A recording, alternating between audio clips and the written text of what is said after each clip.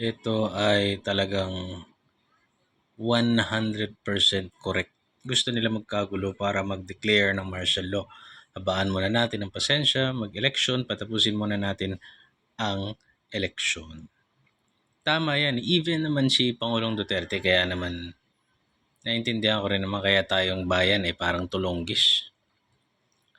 Even si Pangulong Duterte, sabi niya, ops, hinay-hinay, ayaw ko may masaktan sa aking mga kababayan, idaan natin sa legal na proseso.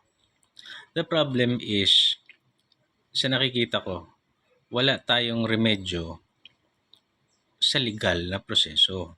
Unang-una na ipadala si PRRD sa ICC illegally o dapat may remedyo yon, pero wala.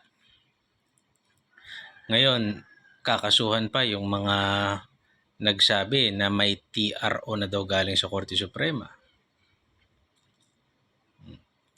Ngayon, wala pa ring mga desisyon sa mga inihinaing habeas corpus ng kampo ni Duterte.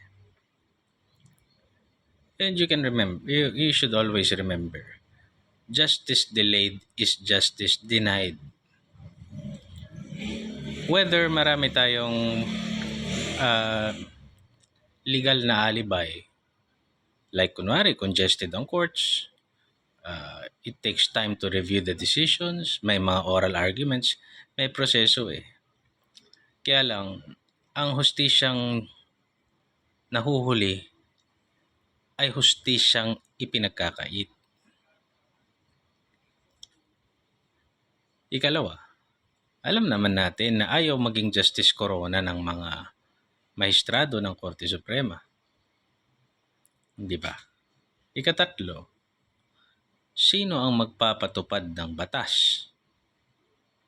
Wala namang pumapalag mula sa PNP. Walang pumapalag mula sa AFP.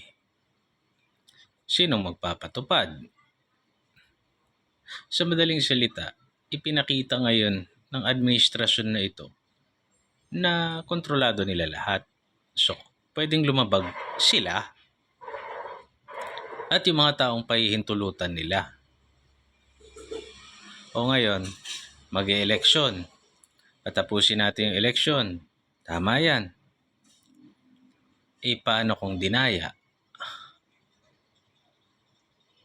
Di na ako lalayo. Attorney Harold Respicio and yung si attorney na kasama ni Maharlika na nasa dulo lang ng dila ko.